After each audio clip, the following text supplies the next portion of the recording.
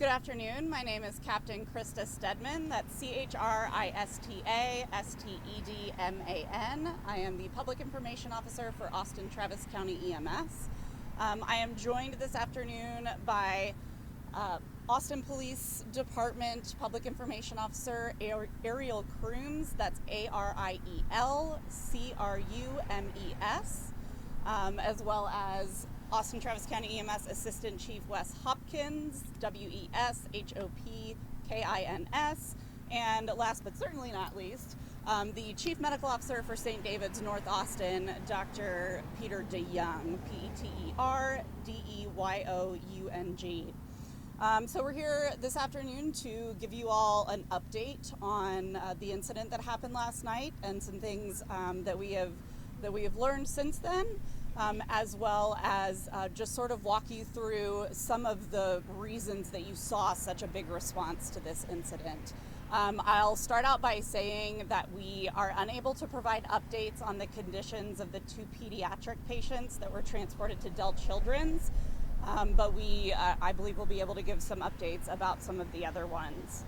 And then this will be the last briefing that we have for this event. So with that, I will pass it off to Officer Ariel Crooms from the Austin Police Department. Again, just to reiterate, my name is Officer Ariel Crooms, the Austin Police Department Public Information Office. You spell that ARIEL CRUMES. On Tuesday, February 13th, 2024, at approximately 5:35 p.m., Austin Police Department officers responded to a crash at North Austin Medical Center, located at 12221 North Mopac. The driver of the sedan, Michelle Holloway, and I can spell that, MICHELLHOLLOWAY, crashed her vehicle into the emergency room waiting area. 3 adults and 2 juveniles that were in the waiting room area were injured and taken to different hospitals for treatment. Some of their injuries were serious but non-life-threatening. Holloway was later pronounced deceased at North Austin Medical Center. This investigation is in its early and preliminary stages. However, there is no indication at this time that this was an intentional act, nor does it indicate that the driver suffered from a medical episode. The circumstances are still under investigation. The information may change as the investigation progresses. Again, the decedent is Michelle Holloway, a black female, date of birth 05/02/1966.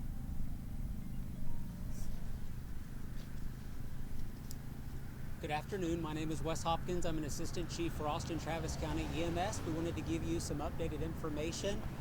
Just a point of clarification from last night. We were originally poised to level the emergency department via our ambulance and move 8 patients out of the emergency department to St. David's Round Rock. However, that ended up being 5 patients. There were some patients that were able to be admitted and some patients that were able to be discharged. And so that number went from 8 into 5. I wanted to take a moment to talk about just the large response that you saw here as the calls come into 911.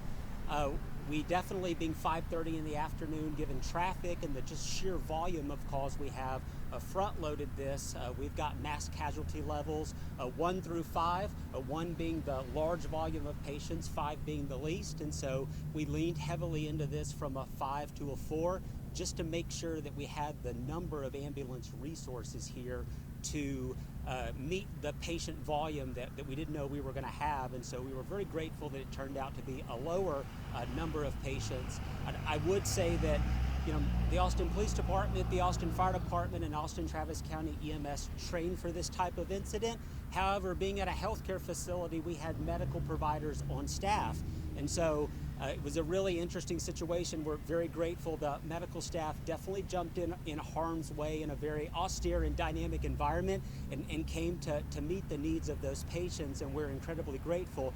It certainly made the jobs of the 3 public safety agencies, you know, a lot easier when we got here to make sure that we got all of the critical patients triaged, and then we got the 2 of the most critical patients off the scene in right at about 30 minutes, which is not bad, just given the sheer number of chaos and people calling 911 and bystanders that we had on scene and had to sort that out. So we're incredibly grateful for the medical staff of how they stepped in and definitely helped us. It made our job so much easier.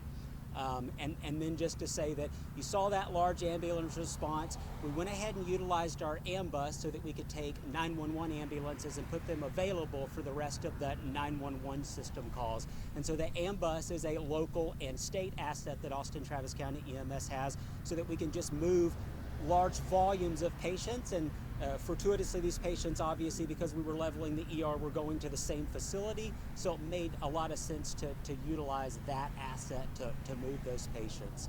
So point of clarification there, and we'll be around at the end for questions, and at that point, I'll turn it over to you, sir.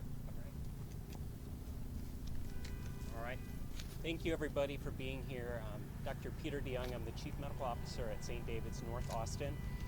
I have a brief statement I'm going to read from, and then I'll add some additional remarks.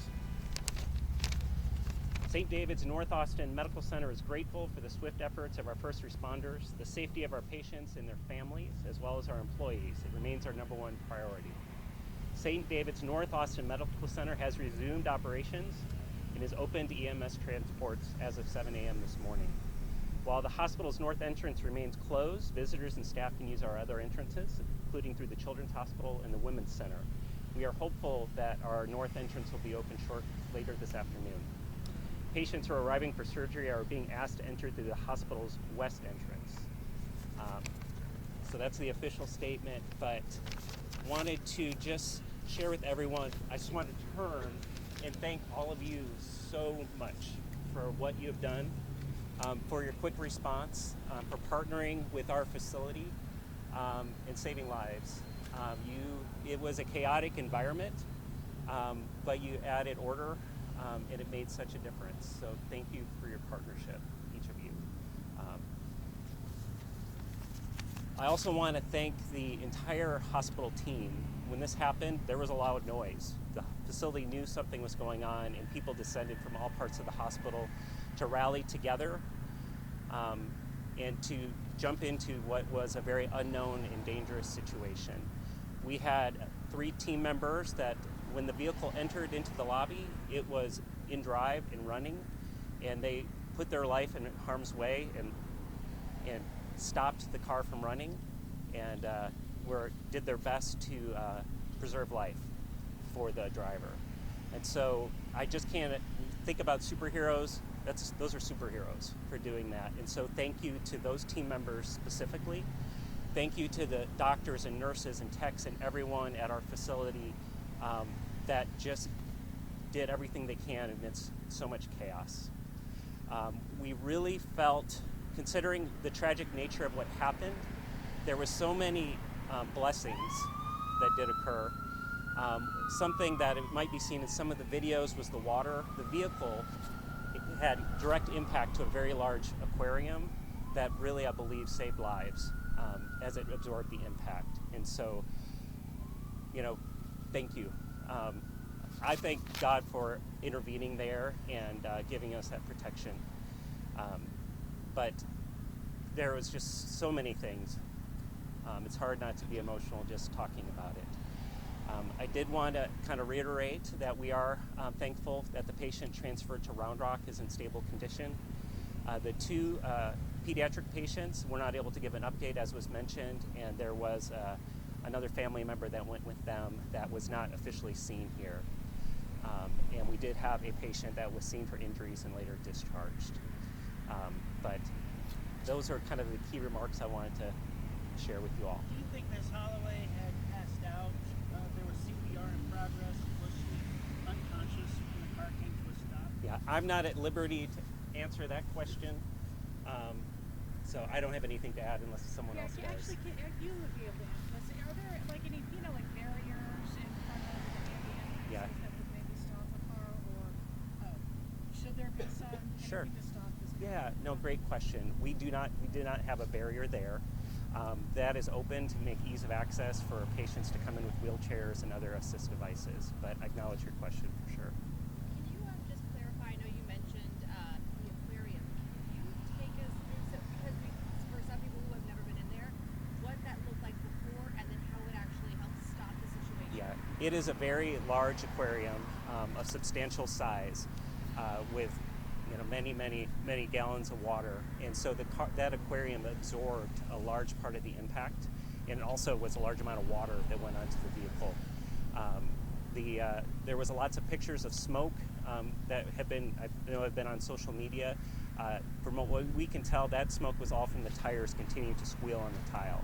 And so we were thankful that was able to clear out. Doctor, was there any indication of how fast this car may have been traveling? We haven't seen video of the impact. Sure. I'm not at liberty to speculate that. I don't know. Can you step up and hear it? Yes. And was there any indication if this car was speeding? Was it somebody trying to get to the ER, or just mishap? Any kind of characterization? Okay, at this time, vehicular homicide is still investigating, so I do not have the answer to your question. You don't know the speed of the vehicle? No, I do not. Vehicular homicide is investigating. Is there any video that you guys are looking at of the actual impact? Vehicular homicide detectives are still investigating. They're looking at all video, talking to all witnesses, so I do not have an answer to that question. Carol, you mentioned that you ruled out medical. Can you speak up? I'm sorry, I can't hear you. You mentioned that you ruled out a medical Correct. issue. What is, for those of us that are not doctors, what does that mean? And does that rule out any psychological issues? So this is the preliminary stages of the investigation, so I do not have the answer on whether or not it was a psychological event or a mental health event. At this time, based on preliminary investigations by the Vehicle Homicide Unit, it is not an intentional act, nor is it a medical act. How do you rule out it not being a medical act? That's a big question that we're all kind of thinking right now. You can check back in with the Public Information Office at Austin Police Department for those answers. They haven't told you that? No, I do not have that answer. Homicide detectives haven't told you? No, I do not. Were any staff members injured during the process? I know you said they jumped in to kind of save or help people. Maybe somebody else can answer that. We had 3 team members that were injured, and I would consider them kind of minor injuries. I do want to speak to I am worried about our team. I think for an experienced team, but a young team, we have all experiences of team members and nurses, and I'm worried about them. We have we have chaplains and employee and counselors available to support them during this time. Do we know whether the ER is going to reopen? Great question. So over the course of the night, from about 11 p.m. to 7 a.m., we had over 30 people working in the emergency department, and it looks amazing. We have walled off the areas of damage to the registration area and part of the triage area, but we hope to open up the lobby for business shortly. We have been working through our ambulance bay for walk-in patients during this time. So they can still walk in, like, do they just have to use a different entrance? Yeah, the ambulance bay is what's being used right now, but we expect later this afternoon to use the main entrance. So About this how long afternoon was we CPR performed before Yes. it was called?